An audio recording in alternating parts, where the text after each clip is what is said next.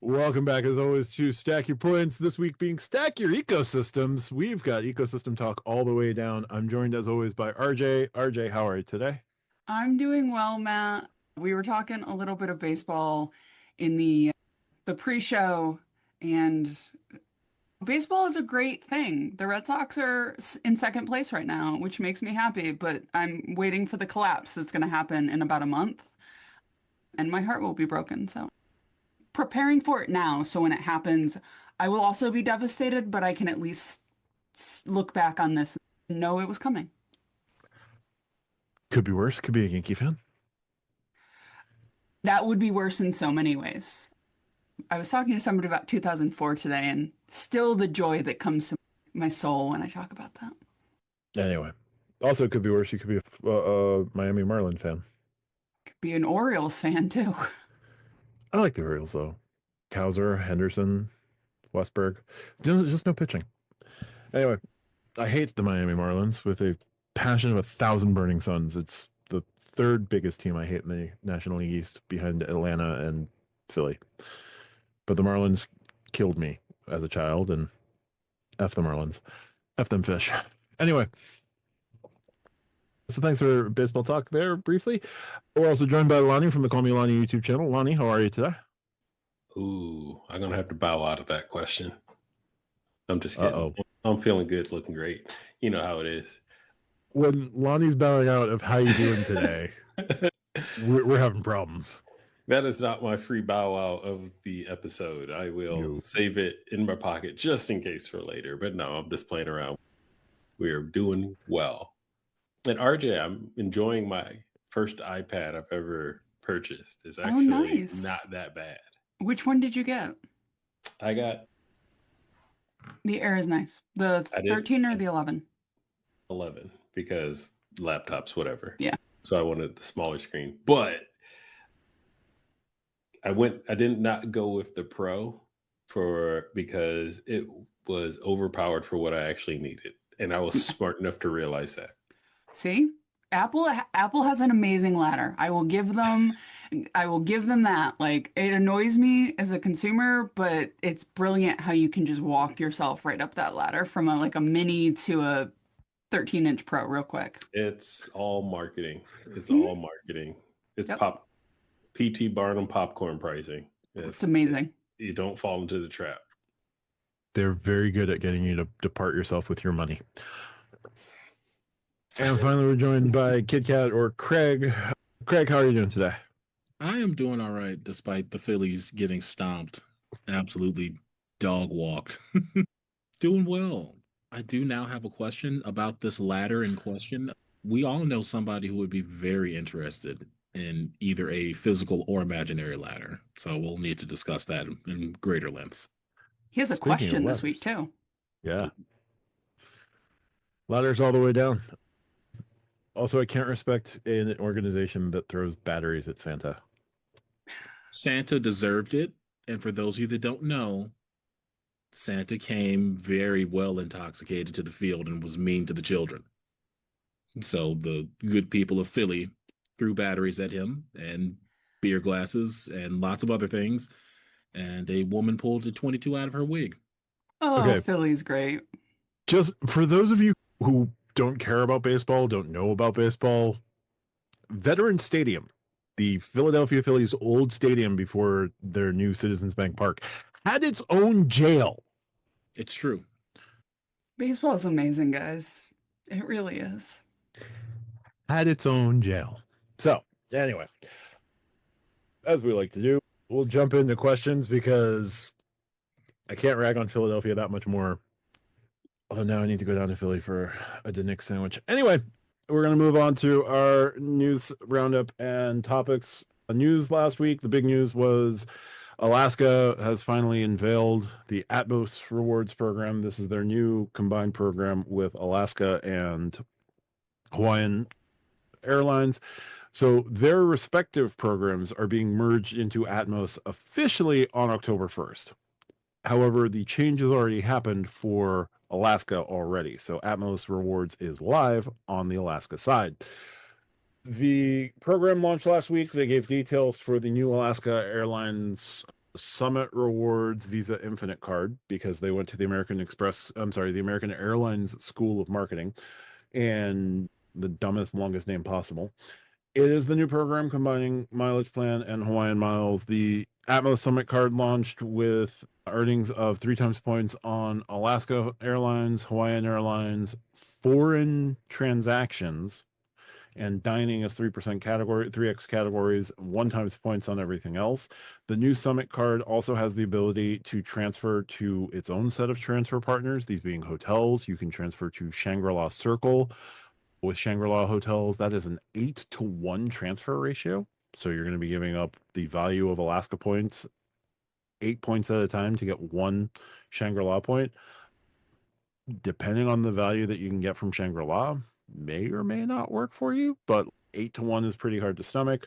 Everything else is 1-to-1. Marriott Bonvoy, IHG, and Wyndham were the other ones I can remember off the top of my head.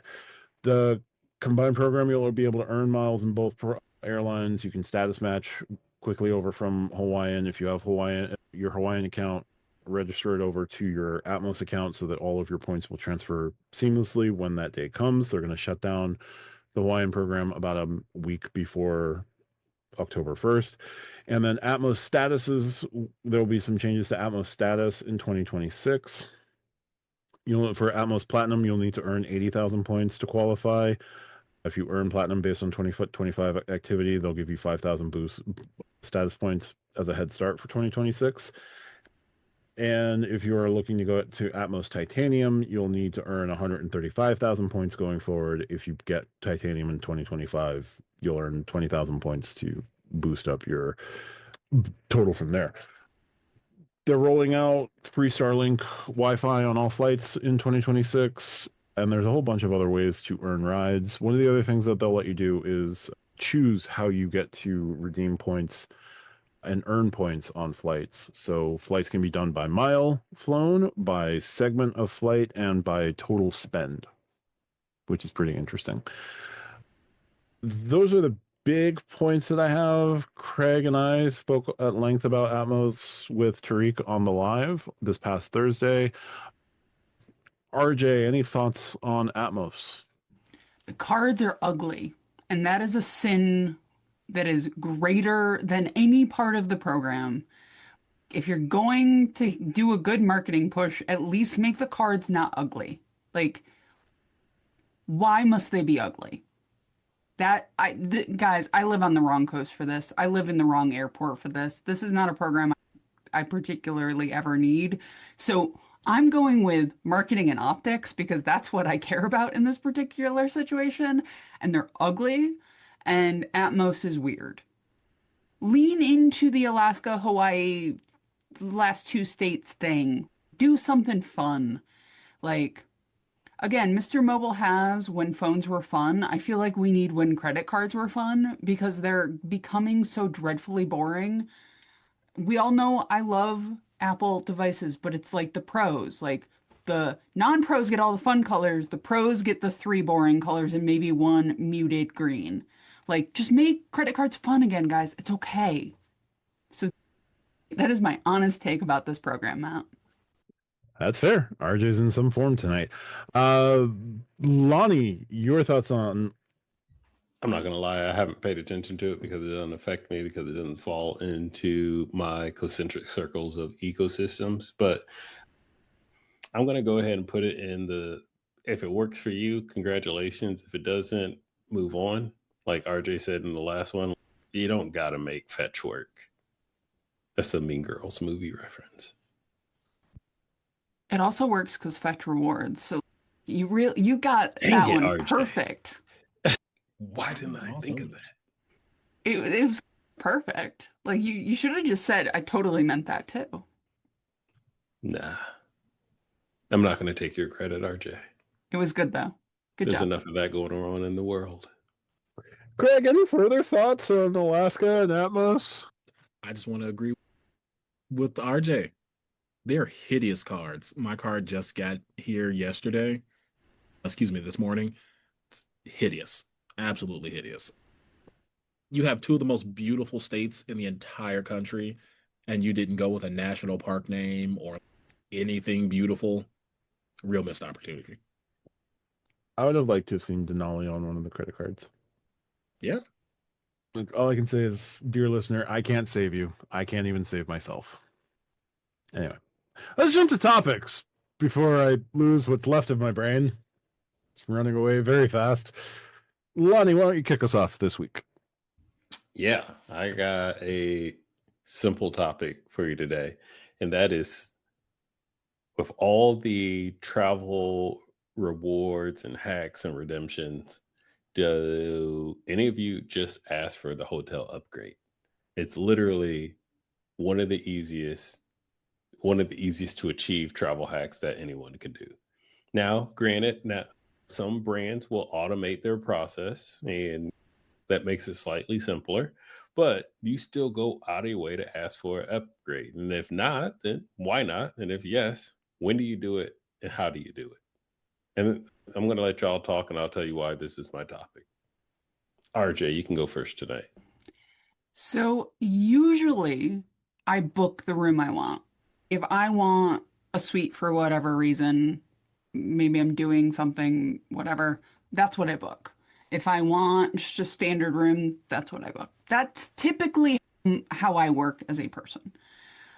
Hilton now has the option for some rooms, you can go in and be like, hey, these are the upgrade options. These are the prices. If you get upgraded, do you want to put in for it? It's not a guarantee. It's more if we have this available, you will get it. I do that sometimes. I don't do it others.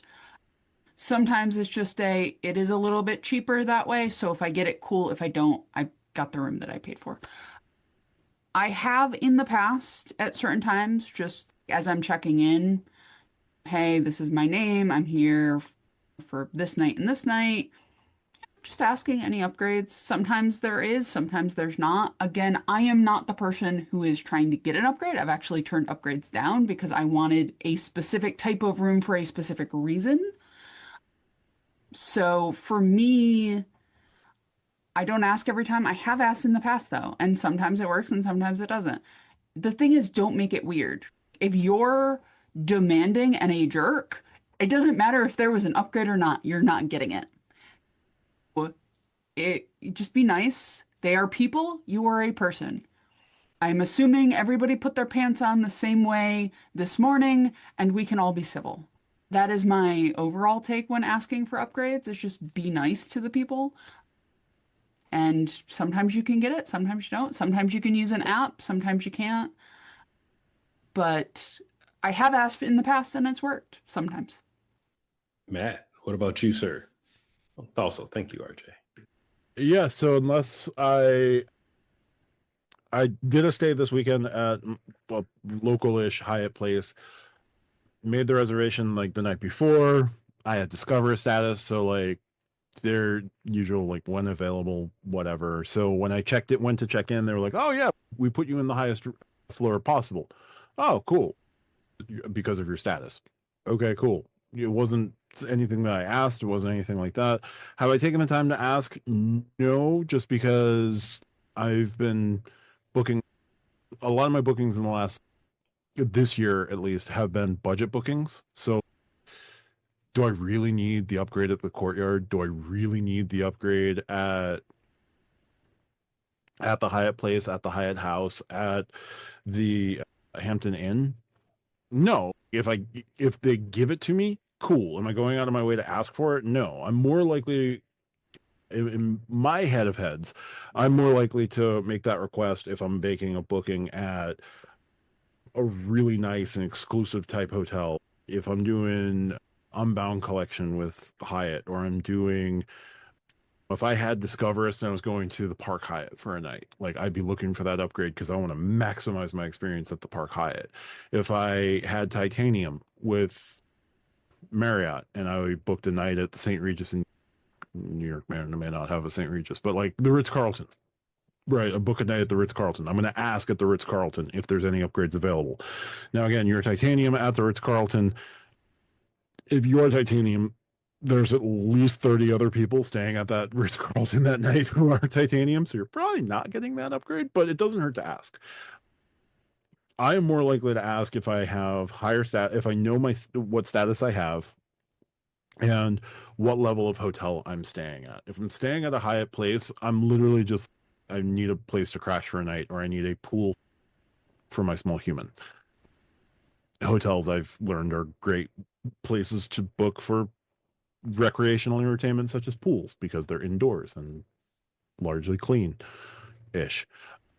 If I need to do a pool weekend, I do a pool weekend. I book a home two, a true, a something like that, right?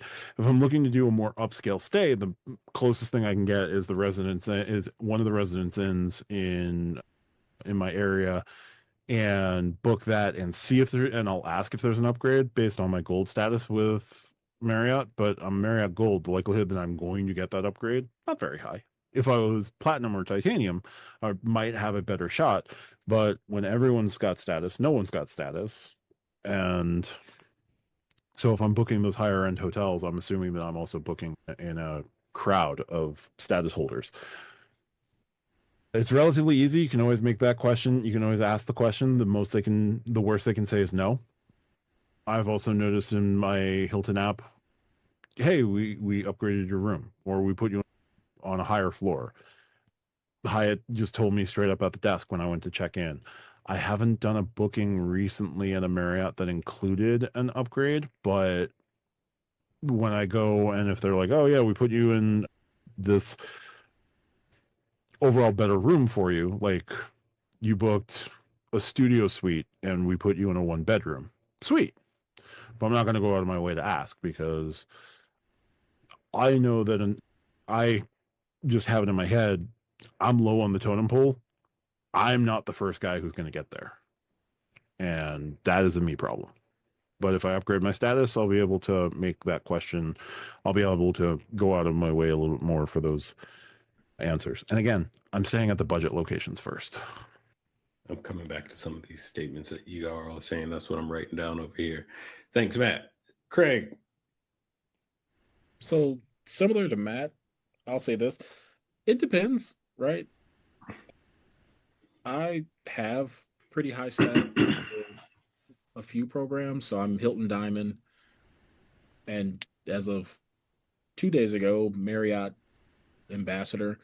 And then I'm holding Hyatt Explorist for right now.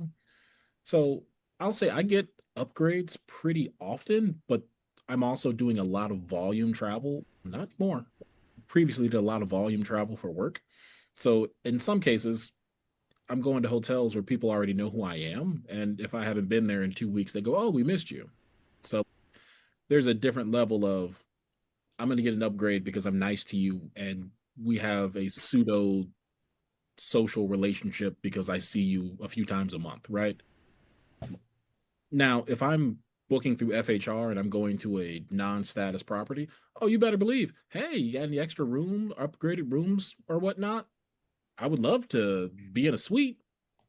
Hey, yeah, closed mouth doesn't get fed. Please, if you're going, that's the way that you ask when you walk up to the desk, like, hey, I would love to be in a suite. You what's up? Got any suites of those? Got any of those suites available? Y'all got some of them suites left? You got anything you can do? Yeah. But also, and I'll say this, and I used to not believe it, but in Vegas, handing somebody $20 or $50 for a week, ain't the truth. Ain't that the truth? Slide it between your ID and your credit card. Works. It still works to this day. It's the oldest trick. Don't know what. You know they ain't getting paid enough. It still works, and it's only a 20. It ain't gonna be nothing more than that. And I didn't realize it, and so I gave somebody like a 50, because I don't carry cash like that, right? If I'm carrying cash, I'm trying to either deposit it or get it away. Because if I lose my cards, I can turn my cards off. If I lose cash, I'm just out of luck. It's gone. Yep. Especially in Vegas, it's gone. Oh, it's 100% gone. Got the nicest upgrade at the what is that? The Resort World Waldorf Astoria. Mm-hmm. Just booked a standard room, got to like a 2-bedroom suite for me and like a bunch of people that were there for a bachelorette party. I thought that was a Conrad. Not to cut you off. Is it a Conrad? It's Conrad. Yeah, you're right. Yeah, because Resort World is different than the Waldorf on the strip there.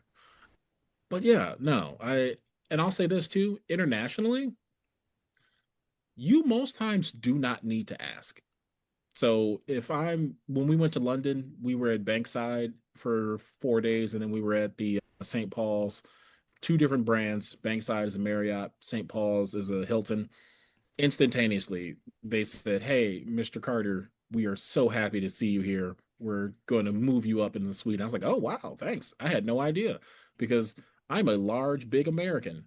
I would like to be able to turn around and scratch my back while I'm in this room." So I think it depends, right? I will also say, stateside, to RJ's point, just book the room you want because 9 times out of 10, you probably aren't getting upgraded. Even with, I've had Marriott Titanium status for 2 years now. I can say, yeah, I've gotten upgraded at some nice places, but it's not a consistent thing I can count on. Especially not if I'm not walking up and using the good old, y'all got any sweets left combination. So that's for me. I will ask. I have no shame, especially if it means that me and my family or my friends are going to have a better time. Also, if I'm booking the edit or I'm booking FHR or I'm booking a program, classic travel or Bonvoy Stars or whatever, if I'm booking one of those programs where upgrade when available, like for dang sure, I will ask. Yeah, so thank you, all three of you, for that. And I'm going to touch on a couple things. And Craig, I like the way that you brought it all the way back around full circle with RJ of book the room that you want. Definitely here in the US, I would 100% prefer you to just book the room that you want. That's because US don't like US, man. Like your status doesn't really go that far. You are ones and zeros in the app. But going back to what Craig also said, when it comes to international, status actually stretches internationally, where platinum status, diamond status means a whole lot more, and it's literally red carpet type experiences. But also to RJ's point, don't be a jerk. Be more like Craig and just be overly excited and be like, y'all got any rooms upgrades left? Please do that. Someone please do that while I am checking in. I would love that. Anyway, the reason why I bring it up is because I actually heard that when it comes to Marriott properties, even though Marriott is now going to an automated system, that if you reach out to them early in advance, that you're more inclined to get the upgrade, and versus you show up on day one and ask for it or slide a 20 or anything of that nature. So I decided to try it out. I actually have a trip this weekend, and I emailed them. I didn't call the hotel that I'm staying at, but I emailed directly to Marriott customer service and said, I booked this through FHR. I'm a platinum status member. I had already gone online, did some pre-research of the rooms that were still available for the nights that I will be there, and they still had 1-bedroom suites. I had booked the low end to save as many points as possible, of course, in FHR, knowing it's probably going to get me a decent upgrade. It's usually one category, but I think that plus status actually helped. Yeah, ended up in this perfectly viewed 1-bedroom suite for my family and I. So we're all going to hang out comfortably. And I was like, wow, that was incredibly easy. I wonder if I would have got that if I didn't ask for it. And that's still 4 days away, 5 days away as of yesterday when I actually did all of this. And so the reason why I asked, do you just ask for the upgrade? Because even outside of that, it's just one of the questions, even when I check in, just like, yo, you got any upgrades? Because there's also a financial component when it comes to, I know, here's the business me coming back into play. There is a financial component. For example, if you book a studio room and they got a lot of suites left, yes, they save those for their high status members and people that want to pay for them cash, but that's few and far between. The hotel has a better chance of selling a studio or the first 10 floor rooms versus the top 10 floor rooms at a last minute. So if you got an extra couple of days that they got plenty of suites left and you got the clout, if you will, book through FHR, you book through the edit, you got actual status, maybe all of the above. What's the harm in just asking for the upgrade? And it's one of those things I don't think people do enough in advance versus do at the counter, which could be technically too late. And that is because they've already assigned those or anything. So I just wanted to ask if they did it. Now, yeah, and that was my last point that you mentioned, Matt. It doesn't hurt to ask. What's the worst that can happen? But if you want to play it safe, especially here in the US, Book the room you want. Just book the room you want. Now, for my trip, like I said, I booked a studio. One, I wanted to be cheap and save some points, but at the same time, we're not going to be. This is one of those trips where we're not going to be in the hotel. We're going to wake up. We're going to leave. We're probably not going to come back till like 9, 10 p.m. at night. Probably won't even bring the boy back to nap. So I'm like, then the studio would be fine. But now that we don't have a studio, maybe my FHR $100 experience room service credit. We actually have a table that we can sit at and not lay out food on the bed. You get a toddler to eat chicken fingers and fries on a white comforter. Nope. Yep. Craig and Matt both know what I'm talking about. It's nice to have a table, a real table. So yeah, that was the reason why I brought that up. Thought it was a very simple topic of, hey, do you ask? And if no, why not? Because it doesn't hurt to ask. And if you do, when do you do it? Do you do it at the counter? Or like I said, like just now, do I do it in advance? In this case, I did it in advance, and I'll probably start doing it in advance, especially with Marriott going forward. So thank you for that. And I'm going to bow out from the mic. Let me just say, if you are bringing your toddler to the hotel and they are only eating chicken fingers and fries and ketchup on the white comforters, the cash that you are going to use to bribe your way into a higher room should probably be used to bribe your housekeeping staff. Tip your housekeepers. Yeah, what I do is just ball it up, throw it in the corner, and get out as fast as I possibly can after the folio's closed. That too. They keep that incidental for a couple more days, though. Hasn't hit me yet. RJ, your topic this week. So mine is related in the same vein, more travel than credit cards, is we all travel, we all enjoy traveling, but being a tourist, being somebody in a new city, not from there, doesn't always have the best connotations. So to put a fine point on it, how do you travel without being an asshole? Craig, I'm going to start with you. So I'm going to say this. I think if you are a bit of a robust jerkbag, it's no amount of prep that's going to change that. Now, what we consider a jerk and not is subjective, to each their own. But I think it starts with curiosity. Like, why are you traveling to this place if you aren't curious about the people, about the culture, about the going-ons of like local happenings, right? And it doesn't need to be somewhere international. I will let you know one of my favorite trips that I've taken as an adult and as now a person with a family has been the road trip we took to Utah. And Utah is one of the most beautiful states that I've ever, you know what? Let me take that back. Places I've ever been. Right? I know that there's a lot of jokes within the media about the Mormon side of things within Utah, but I will say this. I looked up a lot of the ideas and like core tenets of the Mormon faith because I figured this is the place where I'm going to meet Mormons. And look what I did. Met Mormons. Met some people. We had conversations at the courtyard outside of Zion, and they were lovely people, right? Had some great conversations, got some insight about them. And I think that is the type of curiosity that you take into other places of travel, right? Do some research. Find out, like, hey, what are misconceptions? Like, quite literally, there's no dumb question when you are trying to figure out, is this a dumb question, right? Go to Google, type in, what is something that makes people mad here in this place when insert blank type of travelers come? One thing I found out, and this is, I'm not a particularly loud speaking person. My wife is one of the loudest people you will ever meet, and I love her dearly. She's a fantastic woman. I think she's great.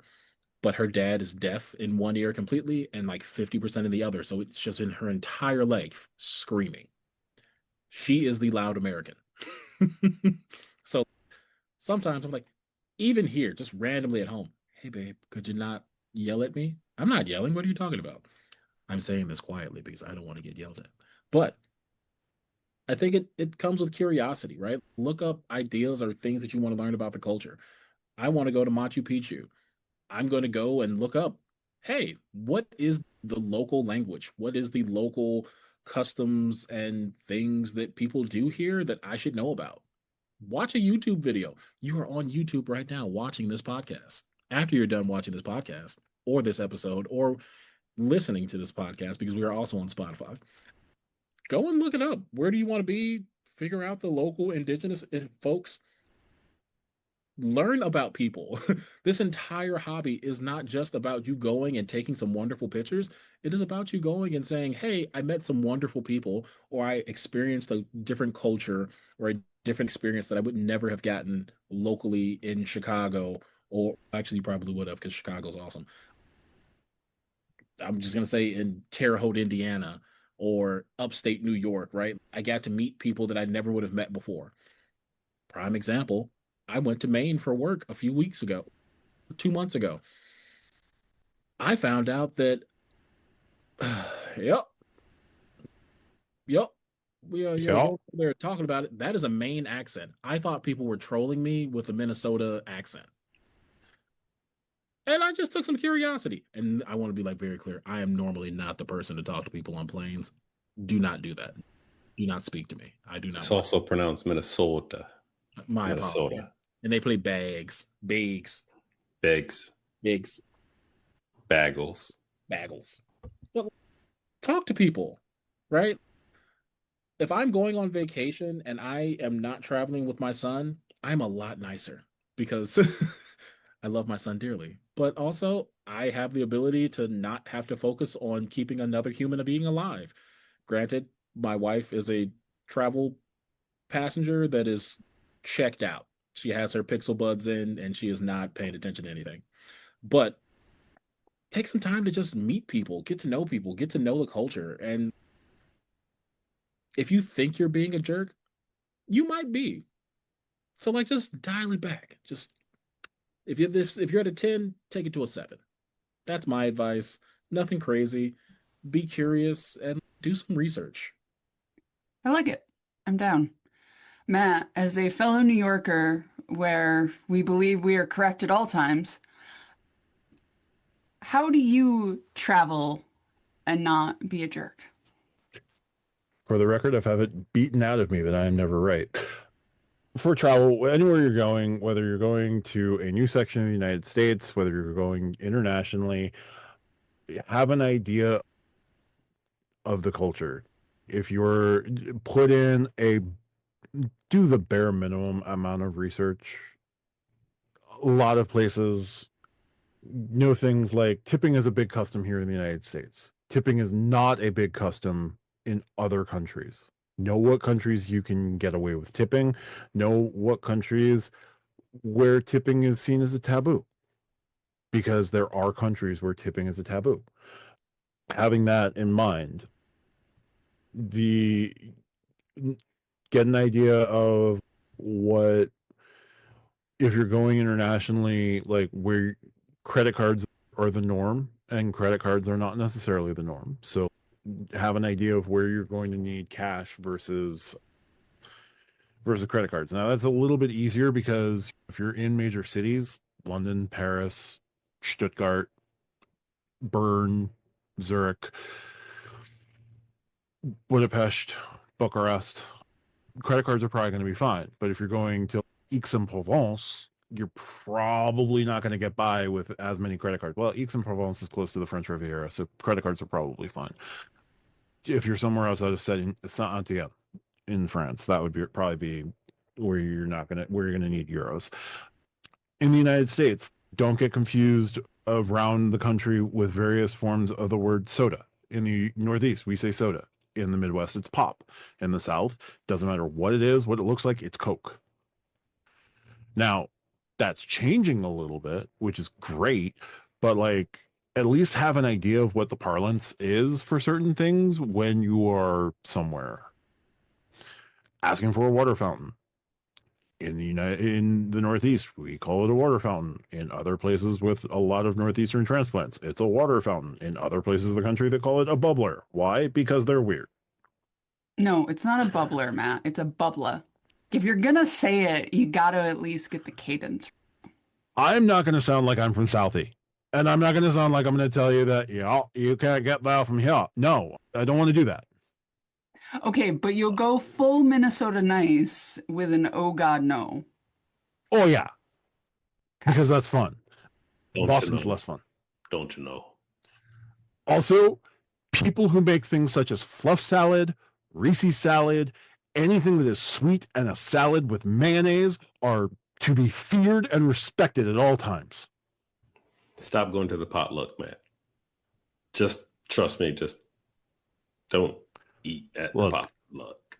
The hat dish is the only thing I can. Oh no, I can't trust the hat dish at all. Yeah, that's fine. That's fair. Macaroni salad, no. Look, I'm really intrigued by the butter cow, and I'm really intrigued by whatever the hell they have going on at the Minnesota State Fair. All right. Do not eat at the potluck in the Midwest. Is Yes. all I'm saying. That's fair. Don't do it. So many recipes start with lime jello. This is the best podcast we have ever done. Again, you make fluff salad. I'm afraid. Only in a state that permafrozen can such an idea be considered rational or like good. Ambrosia, man. No. Anyway, a little bit of research. Don't be a dingus, and just an ounce of common sense. If you are about to say or do something stupid, just, would I do this at home? No, maybe I shouldn't do this here. Like if you're going to go to Philly, have an idea of what your cheesesteak order is going to be.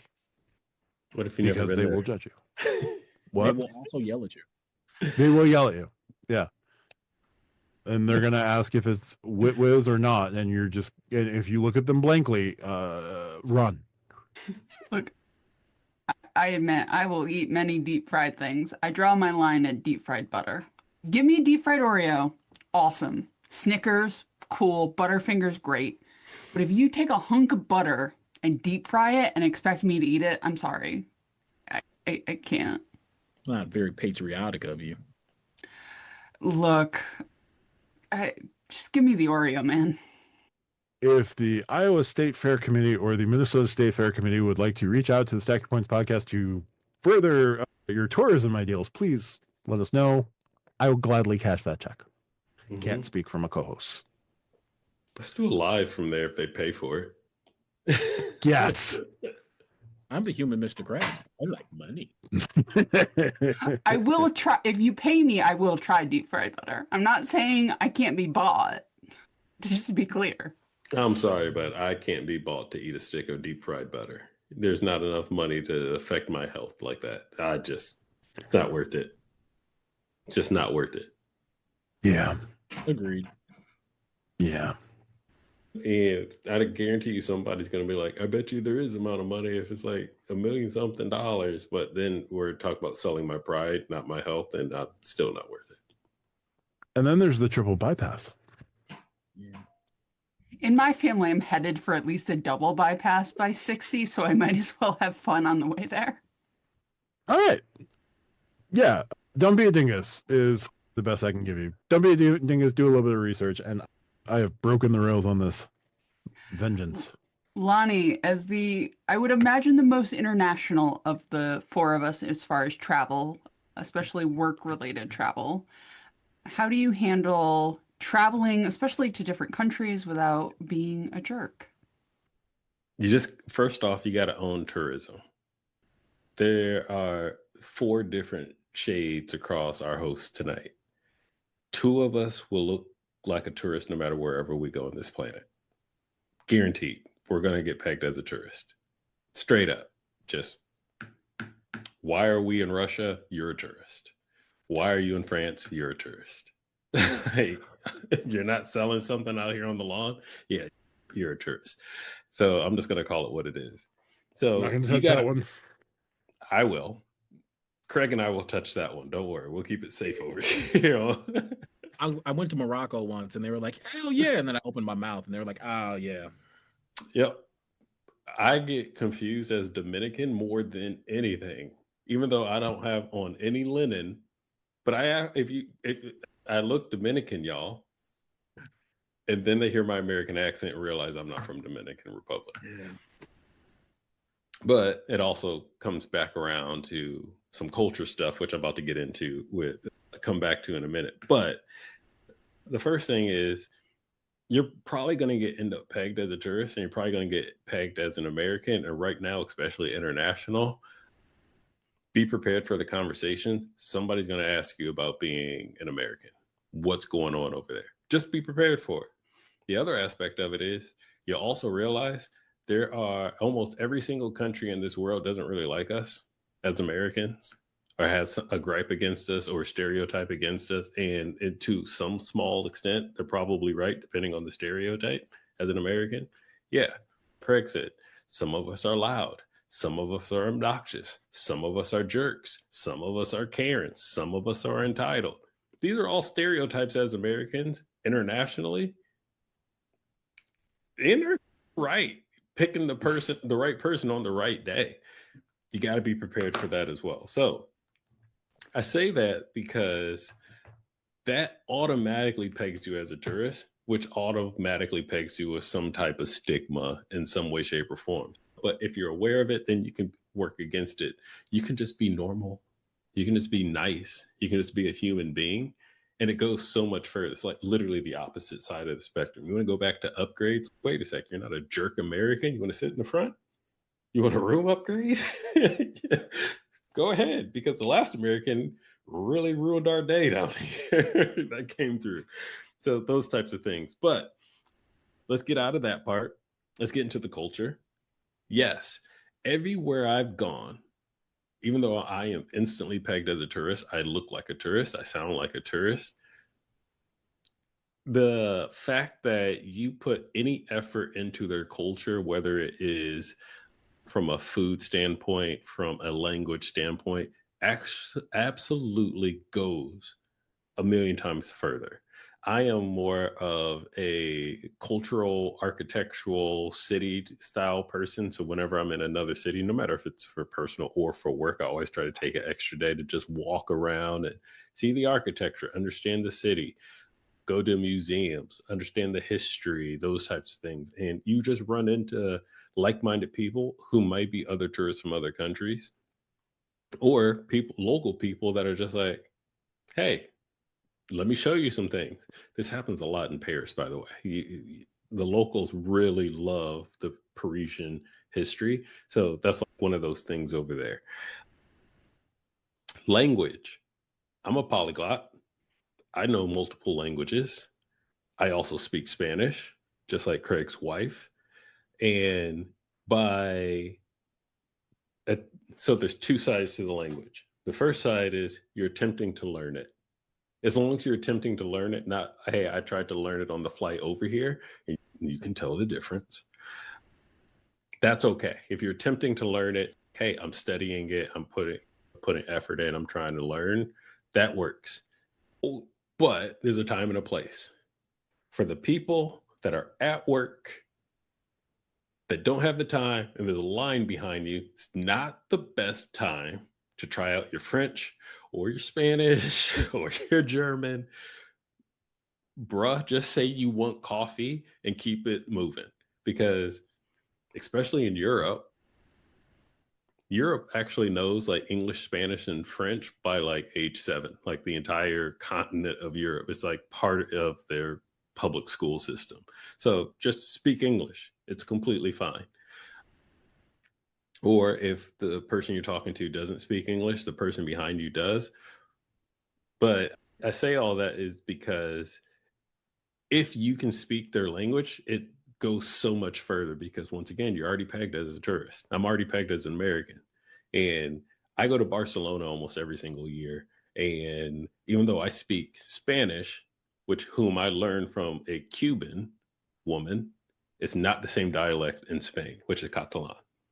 But the simple fact of me understanding Spanish goes so much further and is highly respected. And if I don't understand, or they speak really fast like they do in Dominican Republic, just by, yo, I understand, but you speak real fast. Can we talk in English? They respect those types of things. So those are different ways of not being a jerk, but also respect the culture. Try the food that you wouldn't have tried.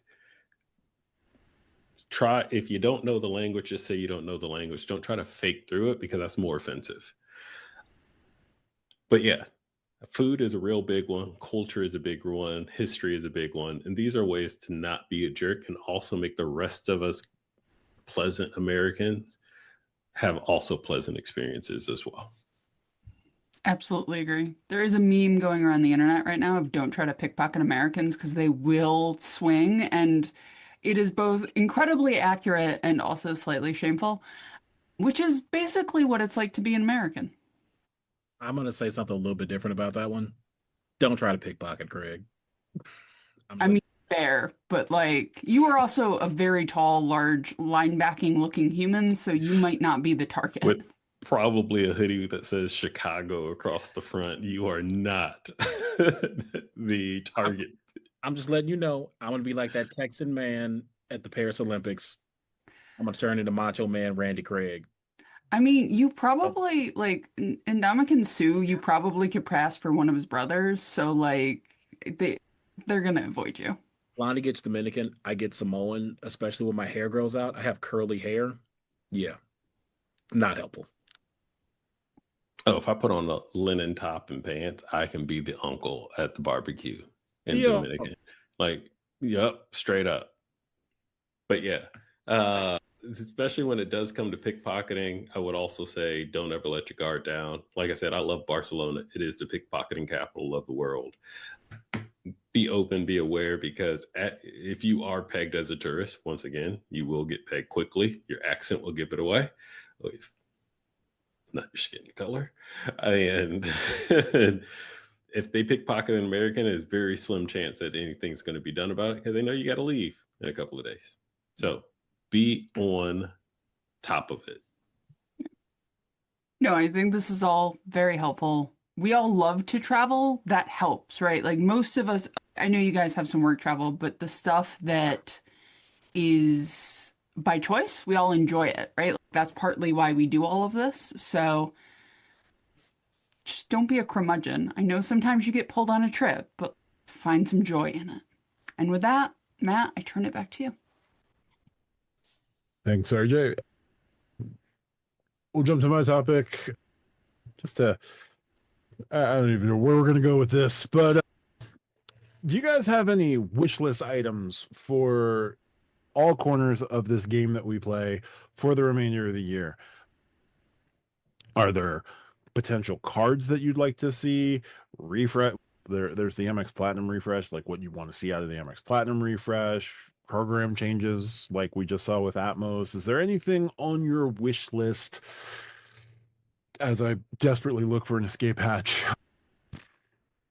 Craig, I'll throw to you first. Oh, howdy do I.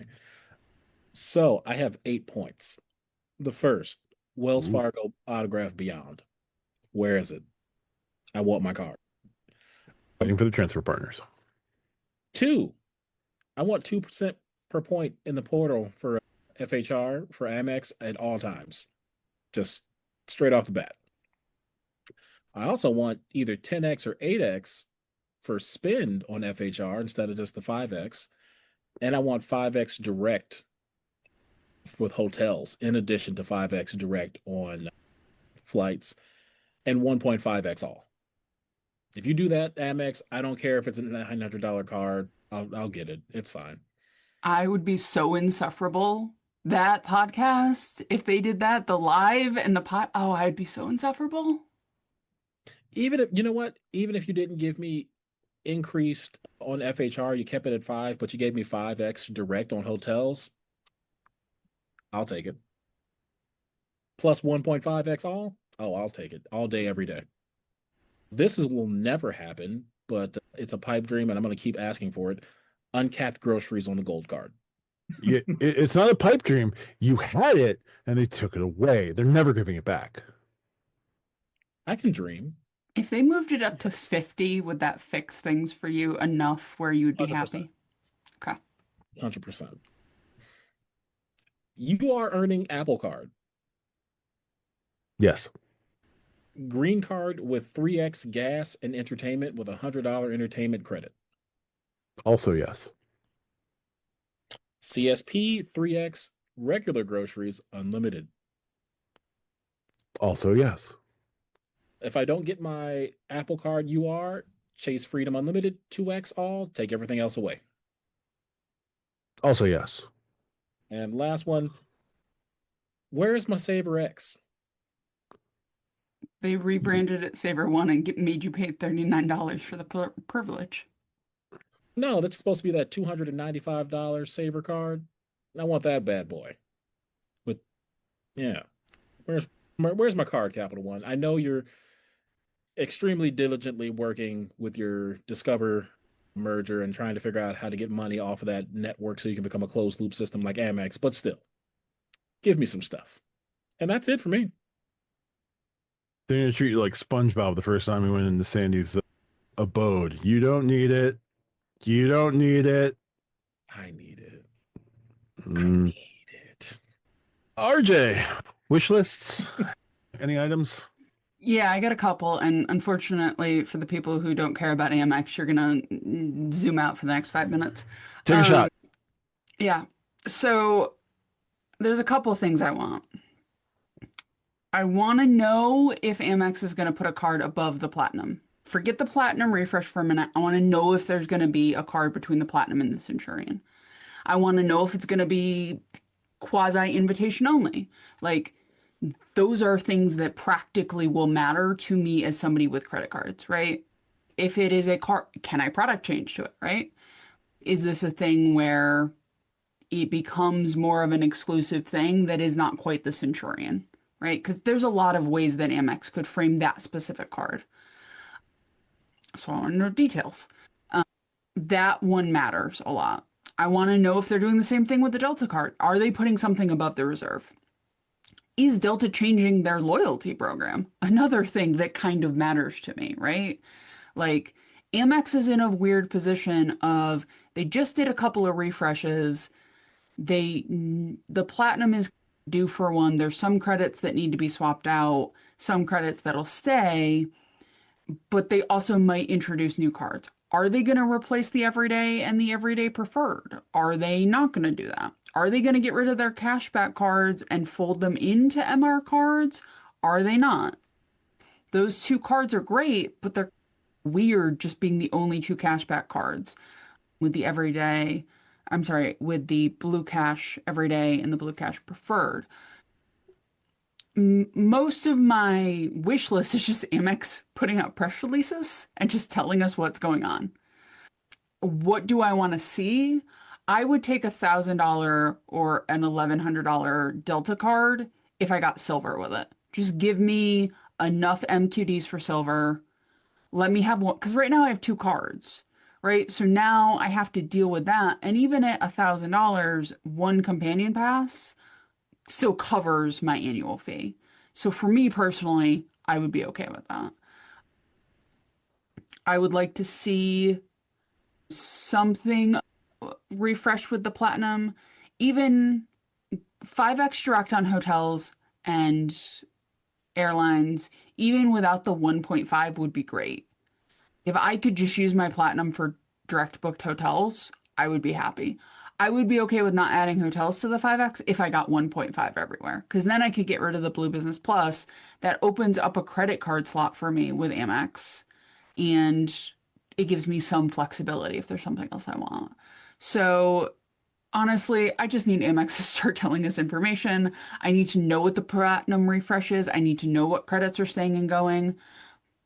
I use certain credit, like the Walmart Plus is super important to me as a credit and something I use a lot. So I'm going to have it either way. It's nice that Amex pays for it for me.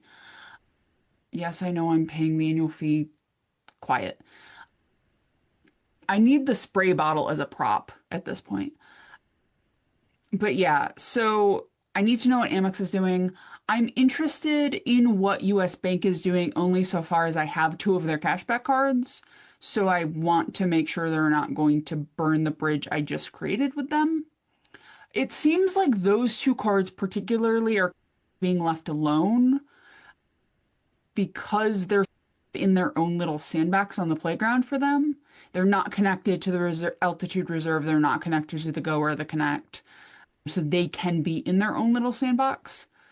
So I would be fine if they stayed. I'm fine with statement credits. I am not somebody who needs the cash back to be able to go to a bank account. So for me, I'm fine there.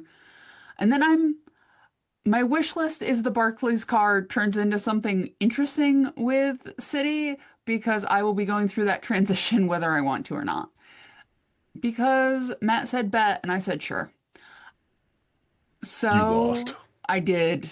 But I have 50,000 American miles that I can do something with. So I get a free flight somewhere. If I do a solo trip to DC, it entirely covers it. Plus, I can use the points that I have left over to get passes for the lounge. It was $95 for a round trip to DC with lounge access. That's not bad. Is it my preferred airline? No. Am I going to complain about a $95 round trip to, sorry, $98.37 with the Coke I bought for the one purchase? Am I going to complain about less than $100 round trip to DC? No. So I will suffer through American to get there. But it is a direct flight. But anyway, yeah, my wish list is basically Amex, please tell me your plans so I can figure out my life. That is my entire wish list, really, other than just other companies also telling me what's going on. Please just put out press releases. Please tell us information. Please. I would like to hit 3,000 subscribers. Yeah, that would be ideal. Lonnie, I know you don't deal in the realm of speculation, but what about the realm of wish lists? What you got? Speculation wasn't in the question, but Craig pulled an RJ and sucked all my answers out of the room. So I'm going to go with the few that are still left. The first one is lower annual fees based on tenure. So if I keep this card for 5 years, 7 years, 10 years, I get a discount on the annual fee. You know how many problems that'll instantly solve with the churn for credit card companies? Oh, Amex is about to go to 800, 900,000 something dollars, whatever it ends up being. Oh yeah, but I'm going to get 20% off. Give me that. Especially when there's cards that I've had for over a decade because been in it for a while. When it does come to the platinum, higher airline credit. I know the rumor out there for the FHR credits going up. Call it what you want. They're going to match. They're beating Chase. They're saying they're not responding to Chase. They're responding to Chase. Don't believe the hype. But also higher airline credit. Why only $200 a year? Let's give up a little bit more of that. I would like to see some card do a tonal credit, and that would also be in response to Chase and their Peloton partnership. Me as a consumer would win there.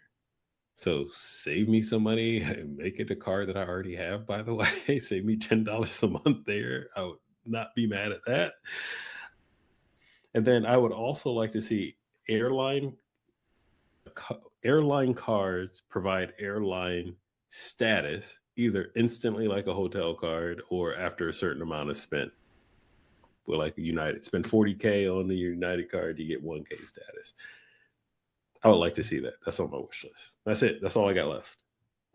Nope, that makes sense. Things I'd like to see. Let's see. I don't necessarily want to do annual fee, pay your annual fee with points. Like Chase does that. I don't know that I want to see other companies do that, but I also would want to see a discount on that somehow. So Lonnie's discount idea for tenure plus I don't want to take out real money, just take out points would be cool, but I would Yeah. United used to do that. You used to get a discount if you use your United miles. They took it away though. Yeah. I'd also want to, yeah. That'd be cool, but I don't expect that. Autograph Beyond, I would love to see launched, but Wells, more transfer partners, or Wells, just give us a freaking roadmap of whatever the heck you're up to. Just a little something. Built, don't mess up 2.0, although I have no hope that you're not going to. Stop it, Matt. Stop it. They haven't even released it. Stop it, Matt. They can't communicate their way out of a wet paper bag. I said stop it, Matt. With all the tangents we've gone on, this is the one that you're drawing the line on? I think that was the fastest I've ever taken this microphone off mute. Stop it, Matt. Even I didn't pick on Built this week. Change the title of this episode to Stop It, Matt. Matt, RJ, I think Matt just wants us to go down the rabbit hole. We're not doing it, though. No. Don't take the bait. It's fair. Other wish list items. I want to see Rove continue to expand on its future. Like, they have a little bit of a roadmap that they're saying, like, coming soon products, like a Rove dining. That's probably going to be through Rewards Network. Something to do with repositioning. Like, I want them to launch the rest of their projects for this year just to see what those look like. Rove is a pretty interesting product, and I want to just keep talking about it because y'all keep using my referral link, and I like that. I'm not getting paid by Rove, that's for sure. I want to see what the MX refreshes look like. The Platinum is in this interesting position where, like, now they've seen what Chase put on the table, and Chase is hitting hard with a soft 20 and left them 4 months to mess around.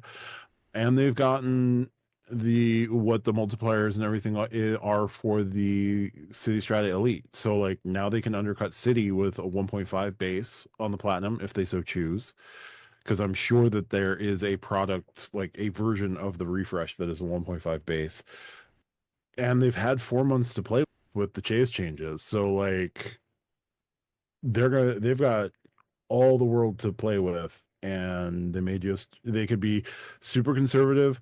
They could be, we're going to go cut Chase's jugular, or they're going to go, we just want to win everything and make FHR 2 cents per point across the board and give you a 2x base earning and just say, watch us set money on fire, but watch us earn so much more money than everyone else that it won't matter. Chase, let us know what's happening with Apple Card. And if you're not going to let us know what's happening with Apple Card, get these Freedoms refreshed and get the CSP refreshed as soon as possible, because I need to figure out the rest of my Chase strategy, and y'all figuring out whatever you're going to do is key to me knowing what I'm going to be doing going forward with Chase. And then Capital One, I don't know.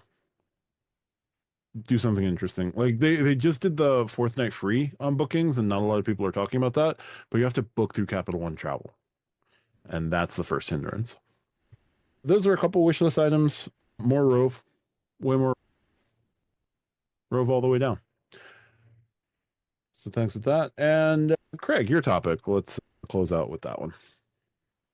Yeah, so we all in this game talk about the destination so much. RJ just mentioned, what are we doing when we get there? How are we preparing to be there?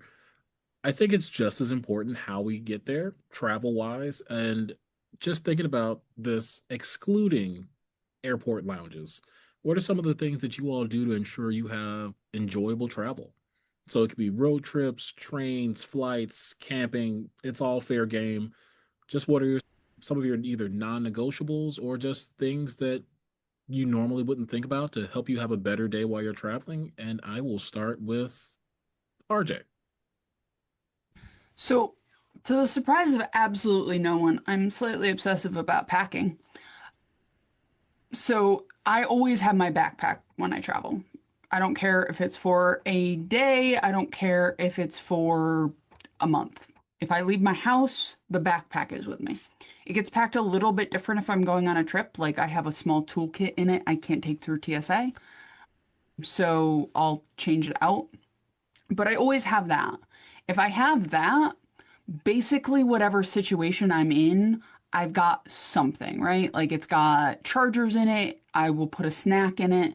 I have half a change of clothes and pants, but I have the other necessities of if I get stuck somewhere without my other bag that has like my entire trip's worth of clothes, I'm good. I have that. I can basically weather whatever the trip has for me in store. And because I have that, I am much more relaxed on the travel part of it than I would be otherwise. So if I'm on like when I do my DC trip, we're taking the train down, go through Grand Central, connecting from the New York part to get to DC. So that means that like however long our layover is, I'm good. I have a little bit of a snack. I have batteries if things need charging. I'm good. It takes that stress out of it, right? Like I am like I stress and prepare before the trip. So the day of the trip going forward, I don't have to stress. So things like having my bag prepared, always having my backpack with me. I am somebody who believes in coffee always. I will pre-plan where the coffee is, like regardless of my trip. I know where I'm getting coffee. And sometimes like I am a fan of really good coffee, but I will also drink Dunkin' and Stewart's and Cumbies and Wawa and whatever else, right? Like I am not above gas station coffee, but I know where those points are. So if it's a road trip, I already know what's going to happen. I am not the person like shouting at my GPS or I'm not saying the word to trigger everybody's phone. Where is the closest Dunkin'? Because I don't want to have to go off 5 miles and then there's construction and I'm like dealing with that, right? So I plan all of that out. So for me, those things make it enjoyable because as soon as I start the car or as soon as I'm on the train or as soon as whatever, I already know what I'm doing. I'm not nervous about that. I'm not thinking, oh, I didn't have coffee or I need more coffee or I need water or whatever. I already know. So I can just be like, okay, when we get to this stop, I need to pack my bag. Like when we get to the Yonkers stop on the Amtrak, I should probably think about putting everything back in my backpack because we're going to be to Grand Central in X amount of time. I don't have these off the top of my head, but we're going to be at Grand Central in X amount of time. And then I have to get off and then get to the different platform. So I'm obsessive before the trip so I can relax on the trip. And that is how I handle it. I know there are people in the Discord, and we talk about this all the time, that they're like, I pack the morning before. And I'm like, that I would be in the corner rocking. Like, I would turn into Howard Hughes, like in the corner, if you told me that's how I have to travel, because I can't do that. But as soon I'm the calmest person on the trip because I already know all the information. I have already done all of the things. So I don't enjoy the planning always, but I always enjoy the trip because I did not enjoy the planning, if that makes a weird amount of sense. No, absolutely. Awesome. Thank you. Lonnie, what about you? To make my trip enjoyable has to start with a happy wife. That's not a joke. That's just that's real. Straight up honesty. Going back to one of our earlier statements, book the room you want. Sometimes I don't think we need it, but makes her happy. We're going to go book the Bushi room. We got the points, we got the miles, we got free night certificates. And I'm just like, all right, I'll burn it for this because I don't want to hear about it later. Or I do want the extra room or space, not the room itself. I want the extra space. And then I also got to pack an extra charger because she always forgets it. Always. So that's just before we get out the door. Now, also for me, I live with my travel hoodie. Once I get to the airport, that hoodie goes up. My skin will not touch the seat of an airplane or a bench at an airport. So the hoodie goes up and it stays up till we get to where we're going. Probably all the way to the hotel. If I got to take an Uber or a Lyft or a taxi, the hoodie's still up. My skin won't touch that stuff either. And it's dirty. It's instant dirty. Wherever I get to, it's dirty. It's like your underpants. The second they come off, they're done. Dirty. You don't put them back on. They're dirty. They're done. I don't care. Y'all nasty out there. You know what? Y'all, if you're offended, I'm talking to you. All right. The other thing is lean into my statuses so I can skip lines. So I don't want to stand in a line to check a bag. I don't want to stand in a line for security. I don't want to stand in a line at boarding. I don't want to stand in a line to get my rental car. I think one of the biggest flexes, it's not really a flex because only, once again, it's with my family. My son doesn't know, but my wife does. It's like, oh, we're at Hertz or we're at Avis. We got to go up to the desk. And I'm like, nah, my name's on the board right there, girl. We in C26, car's ready. Let's just, we pass go. Don't collect $200. I absolutely love that because renting a car is not always the greatest experience, but getting out of the airport is so freeing. Absolutely freeing. So yeah, getting out and also knowing where to go. If that's an airport map, especially if it's an airport that you've been to regularly, everyone always leans on me because I've been to so many airports. They're like, oh, where do we go? What's this? What's that?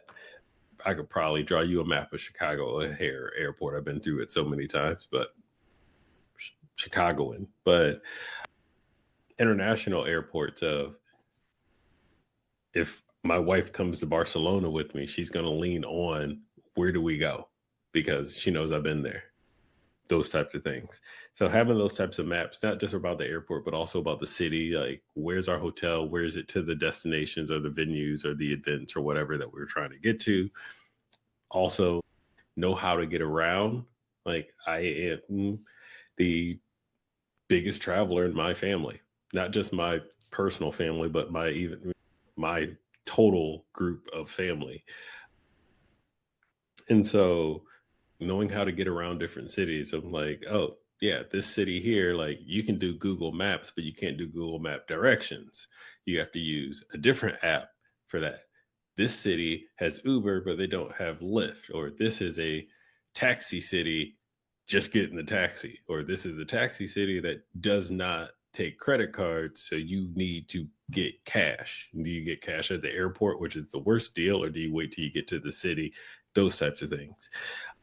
So just being pre-knowledgeable about what I'm doing, where I'm going, those types of things makes everything so much smoother because then you're not worried about what to do next.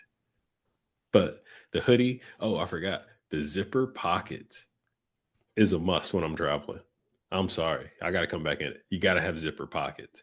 I need my wallet in a zip pocket, I need my phone in a zip pocket because yes, once you're on that plane, no matter if you're sitting in the front or the back, them suckers just slide out. Everything just slides out your pocket. So zipper pockets, especially if you're going to take a nap, like once again, there's thieves on airplanes, there's thieves on the ground.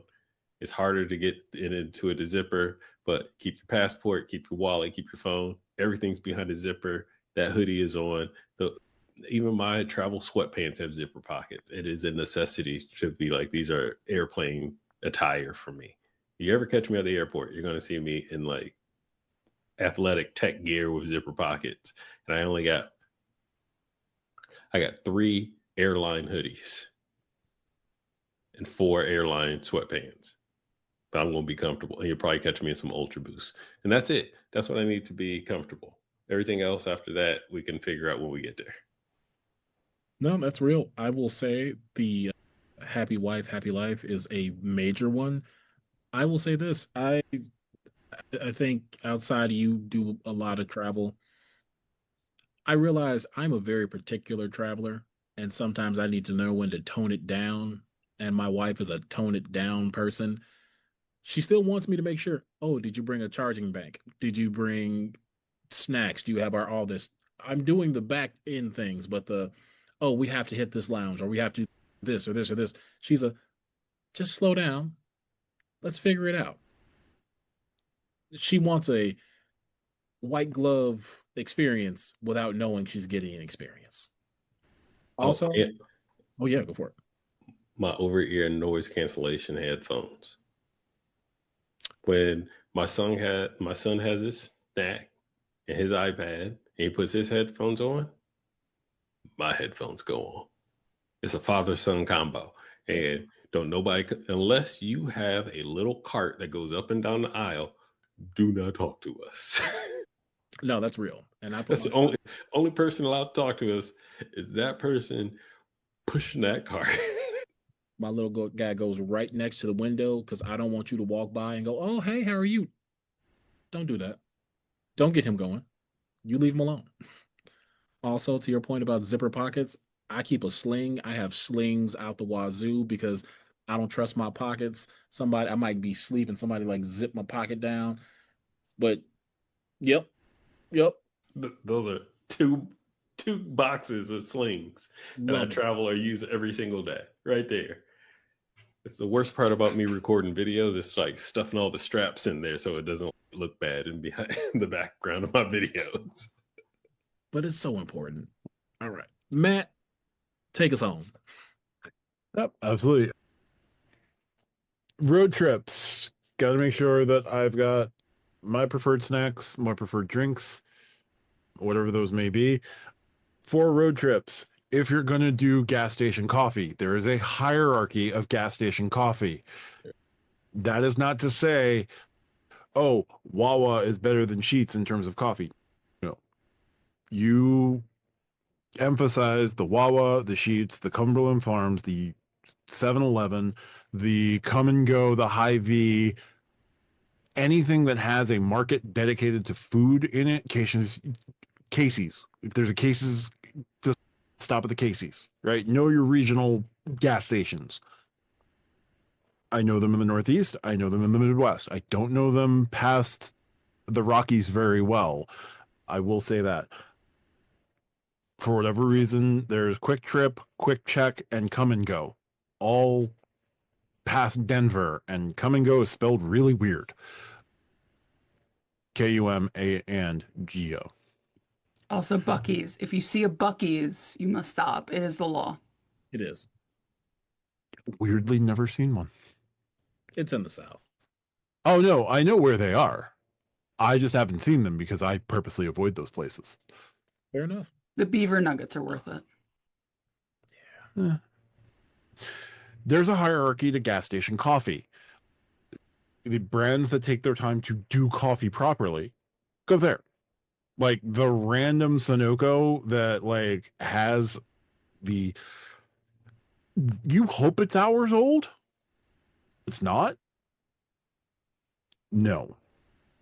Don't be afraid of truck stops. Truck stops are super useful along the way if you're doing long haul drives. They've got everything you need.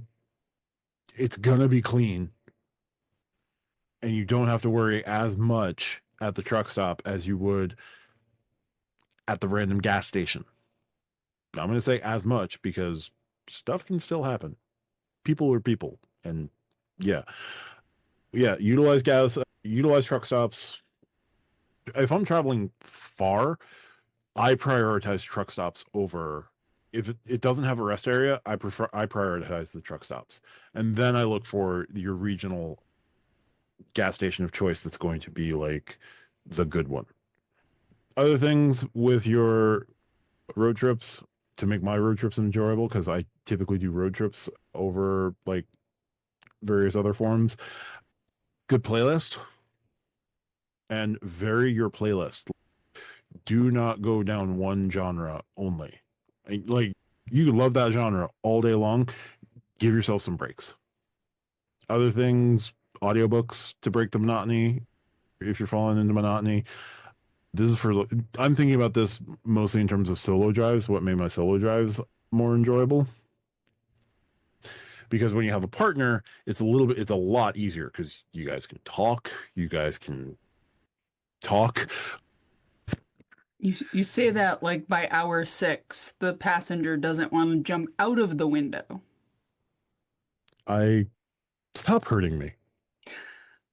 That wasn't a dig at you. That was a dig at road trips with my family. Yeah. Also, have an idea of where your stopping points are, right? Like, it's going to be a 10-hour drive. If you have an idea of where you're going to stop along the way. Like, 3 hours in, we should be looking for a rest area, truck stop, good clean bathroom here. 6 hours in, we should have a rest area, truck stop, whatever. If you have a planned 10-hour drive, but you can't do that 10-hour drive anymore, know where your stopping point's going to be, find a hotel around there. If you can only do 7.5 hours now, you used to be able to do the full 10, but life has lifed and you are not the 20-something silly person that you used to be, plan a stop. Because getting there safely and alive is more important than getting there bleary-eyed and dead. Trains, I haven't ridden, it's been years since I rode Amtrak, but give yourself the time, give yourself the space. You can buy passes into the Metropolitan Clubs at New York, Pennsylvania Station. I don't know about Newark's Pennsylvania Station, but hey, whatever. Flights, be comfortable, but don't be that guy. I usually fly sweatpants, hoodie. If I'm not wearing a hoodie, I'm just wearing something comfortable. And, as soon as you get to the hotel, shower. Because planes. Zipper pockets? Zipper pockets, or my hands are in my pockets the entire time. But yeah, I need to invest in more zipper pockets. Camping, I don't camp. Do I look like I camp? I don't camp. People try to get me to go camping, but I got to go out in the woods. I got to set up if I have to construct where I'm sleeping, no, I want no part of that. There's a building that I can give points to or give them cash, and they have a bed, however clean it may be. So yeah, no, those are just some things to make my life a little bit more enjoyable. I usually handle all of the planning for me and my partner. So do we have the tickets? Yes. Are we checked in? Yes. Do we have to do anything when we get there? No, we just have to show up and just go from there. Anything I can do to make the day less stressful? Cool. Is my partner going to be stressed no matter what? Yes. Is it my fault? No. Do I still have to suffer with it? Yes. Is there any way to fix it? Lots more therapy. Anyway. At least your answer wasn't bourbon. I wish it was bourbon. I'd prefer it to be bourbon. But I'm the one who has to drive, so I can't drink because then the law will come after me. We appreciate you for not drinking and driving. That's very safe and responsible of you. There'll be no further comment on this because, yeah, that's not something I haven't done. And I just want to say thanks to everybody. One thing I want to point out, and this is one that I think you've all mentioned, everything is so filthy. It is so disgusting. It is so gross.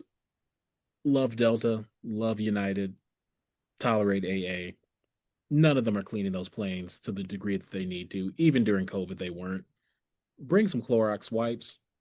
If people are going to huff and puff and be mad that you took 30 seconds to wipe your seat, forget it. Tough. Sorry. It is grosser than you think out here in the world. Do what you need to do to protect yourself. And also, if you ever are hanging out with me, don't put your outside clothes on my bed. Please don't do that. I will be very upset with you. But that is it for me, and I appreciate you. Thank you so much, Craig. We will take this opportunity to shout out our Diamond and new members. We have a number of new members from last week's stream. We had a bunch of gifted memberships, so we appreciate everyone who gifted the memberships, and those who had their memberships gifted to them. We would appreciate you to stick around. Our Diamond members, as always, are Rex Bleen, Rupert Pond, Double Animal Fries, AP, Keith, Mitch528. Our silver members, brand new or rejoined, Daddy Vroom, Kirby G, who rejoined, Babatize, AS, Mikhail Guevara, FNK Reggie, Mark Holt, Okiwas, Marsha M, Kiki Adventures, shout out to Key, and Brady.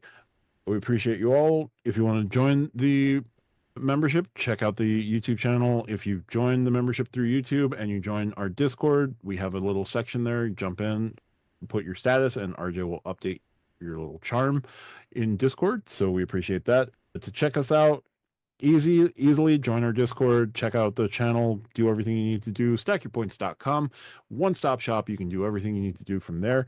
We appreciate it as always. This has been an adventure of an episode. We will see you guys next week. Thanks so much for watching. We will talk to you soon.